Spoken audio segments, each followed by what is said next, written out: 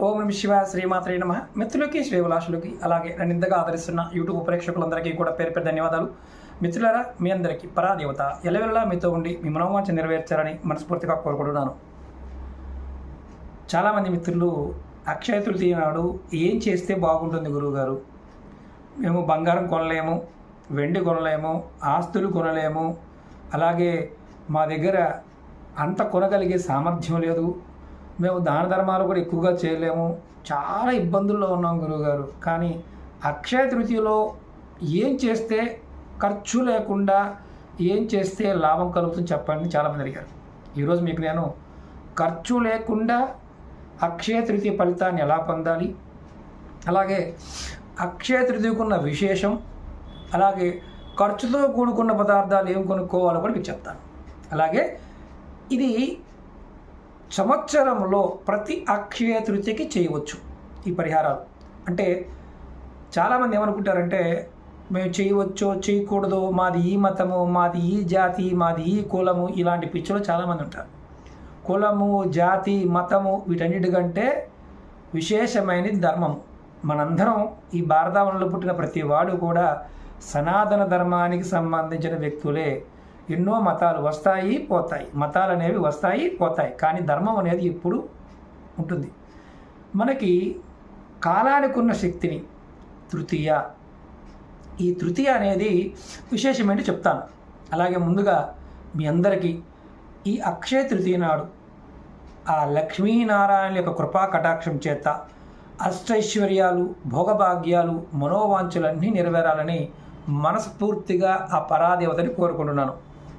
అందరికీ కూడా ఇక్కడ అక్షయ తృతీయ అనేది చాలా వరకు ఏంటంటే మన బంగారాన్ని కొనే పండగ మాత్రమే అనుకుంటాం.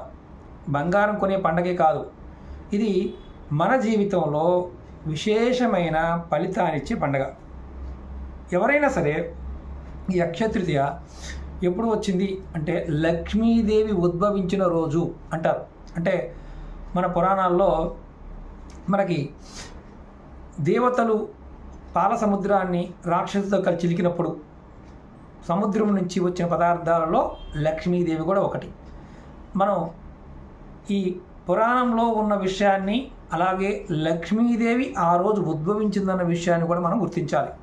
అక్షయ తృతీయ నాడే అమ్మవారు ఉద్భవించింది. మనం బంగారమే కొనుక్కోవాలి అని ఎందుకంటున్నాము అంటే చాలామంది ఎందుకంటారంటే విలువైనది కాబట్టి అనుకుంటారు. అంటే ఆ రోజున మీరు ఏ పని చేసినా, మంచి పని చేసినా, చెడు పని చేసినా అదే ఆ సంవత్సరం మొత్తం మీరు చేస్తూ ఉంటారని దాని అర్థం. గురుబలం పెరగడానికి అక్షయ తృతీయ ఉపయోగపడుతుంది. అలాగే లక్ష్మీ యోగం కలగడానికి అక్షయ తృతీయ ఉపయోగపడుతుంది. ఇలా మీరు ఏ పని చేసినా, మంచి పని చెడు పని సంబంధం లేదు, ఏ పని చేసినా ఆ రోజు చేసే పని వల్ల మీ జీవితకాలంలో ఆ సంవత్సరం మొత్తం కూడా మీరు ఆ పనిలో విజయాన్ని పొందుతారు. చెడు పని కానీ మంచి పని కానీ, దాని అర్థం అది. ఆ రోజు మీరు ఏం చేసినా చేయకపోయినా అక్షయ తృతీయ నాడు లక్ష్మీ అమ్మవారిని, శ్రీమన్నారాయణ ఆరాధించాలి. ఎందుకంటే లక్ష్మి ఉద్భవించిన తర్వాత ఎవరు సేకరించారు? విష్ణుమూర్తి సేకరించాడు. ఎక్కడ పెట్టుకున్నాడు? హృదయంలో పెట్టుకున్నాడు. అంటే లక్ష్మీ హృదయ నివాసిని. ఎవరైతే ఆ రోజు లక్ష్మీదేవిని ఆరాధిస్తారో, శ్రీమన్నారాయణని ఆరాధిస్తారో వారికి అష్టైశ్వర్యాలు, భోగభాగ్యాలు, మనోవాంఛలు ఖచ్చితంగా నెరవేరుతాయని అర్థం. అది ముఖ్యమైన పాయింట్. అలాగే ఇది ఖర్చుతో కూడుకున్నది కాదు, ఎవరైనా ఆరాధించవచ్చు. రెండవది ఇక్కడ చాలా ముఖ్యమైనది ఏంటంటే ఆ రోజు ఏం చెయ్యాలి? దాన ధర్మాలు చేస్తే సంవత్సరం మొత్తం దాన ధర్మాలు పుణ్యాన్ని పొందుతారు, లక్ష్మీ యోగాన్ని పొందుతారు. అలాగే మీరు బంగారం కొన్నా, వెండి కొన్నా, ఆస్తులు కొన్నా, అంటే స్థలాలు, పొలాలు కొన్నా సరే ఫలితం ఉంటుంది. ఇంటికి సంబంధించినవి కావచ్చు, కొత్త వ్యాపారం కావచ్చు, అలాగే కొత్త పని కావచ్చు, చదువుకునే విషయంలో, పిల్లల విషయంలో కూడా చక్కగా పుస్తకాలు చదివిన ఆ సంవత్సరం మొత్తం చదువుతారు. అంటే అది కూడా లక్ష్మీని, అష్టలక్ష్మిలో భాగం. అంటే మీరు ఏం చేసినా చేయకపోయినా పుస్తకం చదివినా ఫలితం కలుగుతుంది. అలాగే డబ్బులు లేవి కొనలేరు, కానీ బేరం చేయడానికన్నా వెళ్ళండి, భూమి చూడడానికన్నా వెళ్ళండి, ఒక ఇల్లు చూడడానికన్నా వెళ్ళండి, వస్తువు కొనడానికన్నా వెళ్ళండి, చూడండి. అంటే ఆ సంవత్సరం మొత్తం కూడా మీరు ప్రయత్నం చేస్తారు. అంటే ఆ రోజు మీరు చేసే పని ప్రతి సంవత్సరం మొత్తం కూడా మీకు ఆ రిఫ్లెక్షన్ అనేది ఉంటుంది. అదే మీరు చెడుగా భావించారనుకోండి, చెడే జరుగుతుంది. కాబట్టి ఇది గుర్తుంచుకోండి. ఆ రోజు మీరు ఖచ్చితంగా అక్షయ తృతీయ సమయంలో మీరు మంచినీరు కుండనైనా దానం చేయవచ్చు, వస్తువులు దానం చేయవచ్చు. దానం వల్ల ఫలితం అనేది విశేషంగా ఉంటుంది. కాబట్టి మీరు ఏమి కొనలేకపోయినా అంటే దైవిక వస్తువులు కొనుక్కోవచ్చు. ఇవన్నీ డబ్బుతో సంబంధం లేదు, ఇవన్నీ మనం చేయగలిగేవి. అంటే ఆస్తి చూడడానికి వెళ్ళొచ్చు, అపార్ట్మెంట్ చూడడానికి, కొనడానికి ప్రయత్నం కూడా చేయడం కూడా మంచిదే. కాబట్టి ఇది గుర్తుంచుకోండి. డబ్బులు ఖర్చు ఇప్పుడు డబ్బులు ఖర్చు అయ్యి చెప్తాను ఏం కొనుక్కోవచ్చు. లక్ష్మీదేవితో పాటు సముద్రంలో మదనప్పుడు చాలా వస్తువులు బయటకు వచ్చాయి. అందులో సముద్రంలో ఏముంటుంది, ఉప్పు కూడా ఉంటుంది. అలాగే లక్ష్మీ సహోదరులుగా చెప్పే పదార్థాలు గోమతి చక్రాలు, లక్ష్మీ గవ్వలు, దక్షిణావర్తం శంకు, ఇవి కూడా మీరు కొనుక్కోవచ్చు. ఒక వస్తువుని తెచ్చుకోవచ్చు. 5 రూపాయలు పెట్టి ఒక గోమతి చక్రం కూడా తెచ్చుకోవచ్చు. లక్ష్మీ యోగం కలుగుతుంది. అలాగే ఇంకా ఏమున్నాయి, ఇంకా ఏ వస్తువులు కొనుక్కోవచ్చు. సముద్రంలో వచ్చే వస్తువులు ఏదైనా కొనవచ్చు అని శాస్త్రం చెప్తుంది. అలాగే ఇంద్రజాలు కొనుక్కోవచ్చు. మనం చాలా వీడియోలో చెప్పాను, అంతకుముందు కూడా చెప్పాను. ఖచ్చితంగా ఇంద్రజాలు కొనుక్కోవచ్చు. లక్ష్మీ యోగం కలగడానికి, మానసిక రుగ్మతలు తగ్గడానికి, మనోవాంఛలు నెరవేరడానికి, కోరికలు నెరవేరడానికి అన్నిటికి కూడా పనిచేస్తుంది. ఇంద్రజాలు కూడా కొనుక్కోవచ్చు.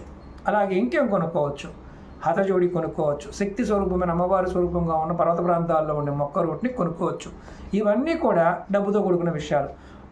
డబ్బు లేని విషయాల్లో మీరు ఇంకేం చేయవో చెప్తాను.